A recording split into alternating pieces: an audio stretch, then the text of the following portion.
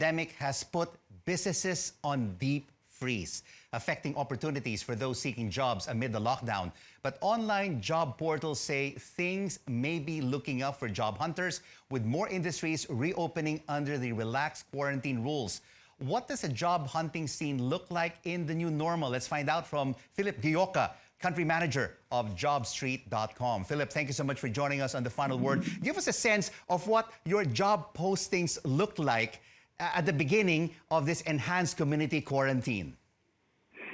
So, hi, good evening, Rico. Good evening to the Philippines.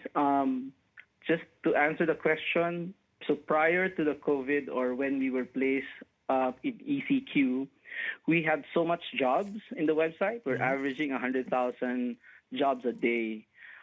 Right after, we saw a sudden decrease of jobs because, we are in quarantine. And so we saw a 30 to 50% drop in all the job placements in the Philippines. And therefore, also our job posting went the same way.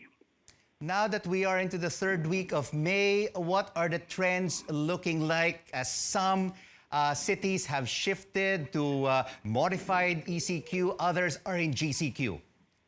We are quite happy to see the trend that, BPOs, call center, IT-enabled jobs continue to post their jobs. They continue to be there performing the tasks that they were assigned from them, from their principals, since the ECQ.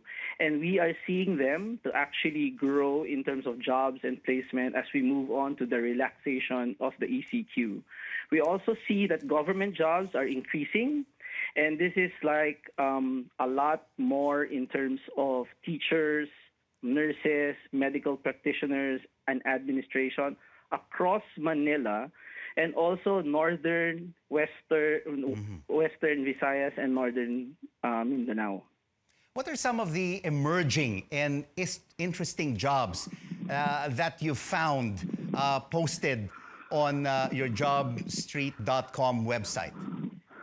Well, quite interestingly, since majority are shifting now to digital, to online, and to done work from home, we see certain interesting jobs. Like before, when we see farmers, we see breeders, we see architects, we see them face to face. But now we see that these guys, the farmers, the breeders, the architects, can actually be consultants for outside the country, meaning to say they can actually do and perform consultancy for a farming in Australia, architecture, engineering in Australia, while at home in the Philippines. So that's quite unique.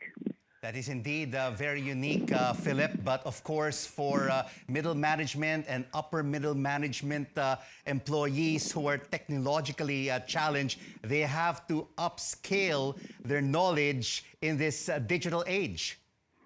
Absolutely right, Rico. That's why it's quite important that now that we are at the home front, we can now have more time and dedicate ourselves to actually do upskilling.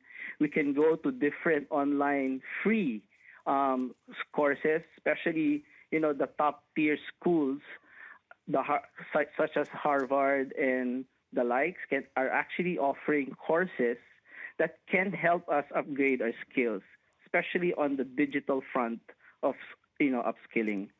Well, later on The Final Word, Philip will be speaking to Paula Mendoza, who took 20 online courses, like from the University of Pennsylvania, University of California. It's just basically to improve yourself during this lockdown. But tell me, with the job postings right now on your website, will it be an employee or an employer-centric market? Initially, it will be an employer-centric market wherein they have limited jobs to offer, and that's why it's going to be the battle of the fittest or the right fit for the job. Afterwards, as soon as we grow the jobs and we started opening more and more companies, we think it will be a level playing field where job seekers can still be commanding in terms of what they like. And what they like right now is basically looking for jobs that offer work from home setup.